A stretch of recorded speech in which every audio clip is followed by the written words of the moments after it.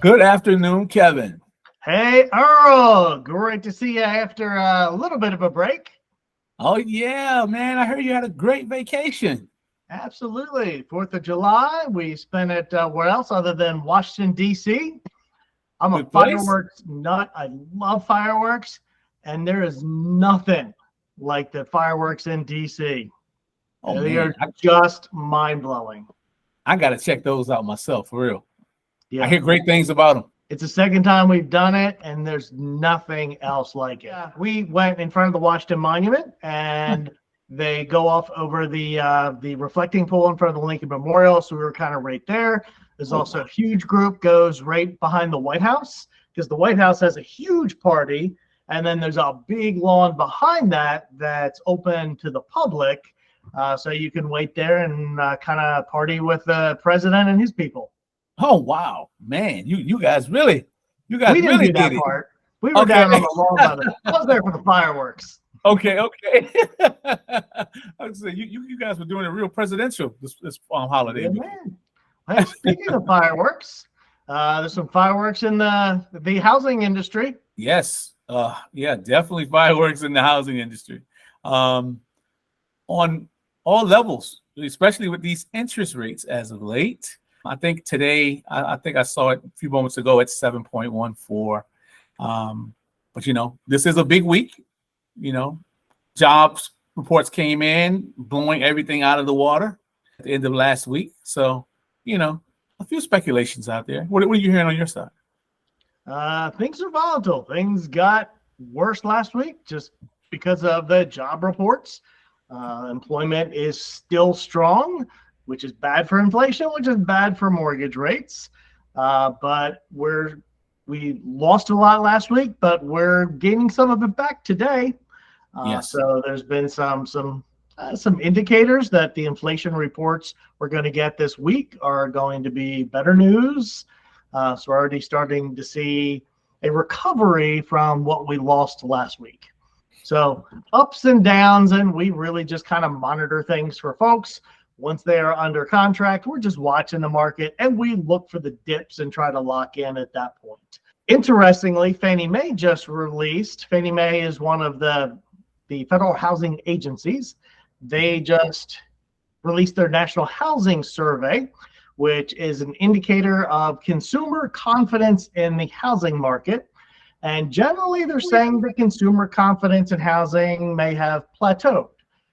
So it had been dropping significantly as home prices continued to increase, as mortgage rates and payments continued to increase.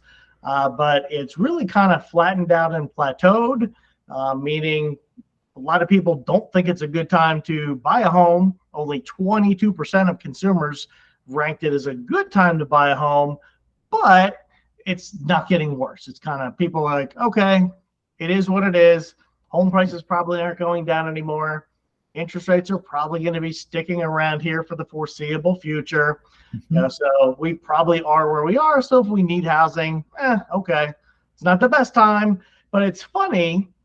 These numbers started to drop to this level a couple of years ago. So about this time in 2021, mid 2021, that was still a great time to buy a home.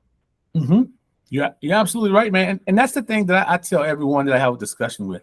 I said, don't look at the anomaly years, 2020 through 2022, and base your decision on the rates that we had then. Because things were, it was something that we didn't expect. No one really expected for them to go that low.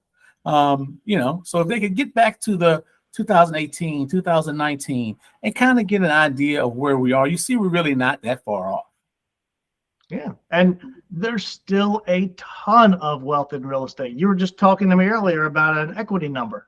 Yeah, it's in regards to families who are considering downsizing. Having a much larger home that maybe they bought when they had all 5 kids in, and now it's just you and your wife or you and your husband. Some of the key things that people who are thinking about downsizing should always ask themselves is, do I want all the space that I currently have? If it's only 2 people, 4,500 square foot, maybe a little too much. But the reason that it may be too much is because you may want to save on expenses. A little bit smaller home definitely means lower energy costs and fewer maintenance needs. And finally, what you may need to think about if you're thinking about downsizing your home is, does your current home fit your needs as of today? Like I said, it fit the need of you moving in when you and the family were super young, and and you needed all this extra space for people to grow. But at this current stage in life, is that exactly where you want to be? And the number that you were speaking of that just totally blew my mind, that was provided to us by CoreLogic, was that the average homeowner equity right now is $274,000. Wow. Wow. That's I said, wow, bro. Like $274,000 is the average homeowner equity. That's astonishing to me. You know, and that should further signify that this is way different market than anything we saw in 2008. When people were saying, "Oh, well, today's market will be similar to that one." It's no way. When 42% of homeowners own their homes throughout the country, and there's $274,000 of equity on average, man, it's It's a lot of wealth in real estate. a lot of wealth in real estate. I saw a statistic recently that 39% of homes in the United States are owned free and clear. Yeah, absolutely. They are. That's the crazy part. And I think it was 33% of those were bought with cash. Oh, Yeah, the worst. We're in the mortgage world. Oh, I know. I know that doesn't necessarily help people leverage their money or help you find the wonderful programs you find for them. But those those numbers were astonishing. And if anybody, like I said, if you don't follow the regular news, if you just tune into us every now and then and you put those numbers together, that lets you know that this market, it's a tough market right now because of inventory, but it's a solid market. Absolutely. Well, cool. Well, hey, if someone's interested in learning more about the purchase options, how do they get a hold of Earl? You can always reach me here at 757-871-4167 or online at earl.belltowerteam.com. Cool. And I'm at loanswithkevin.com, or my number at the office, 757-645-0196. Fantastic, man. Look, have a great rest of your week.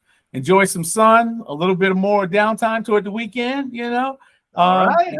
I'll see you next week. Sounds great, Earl. Have a good one, buddy.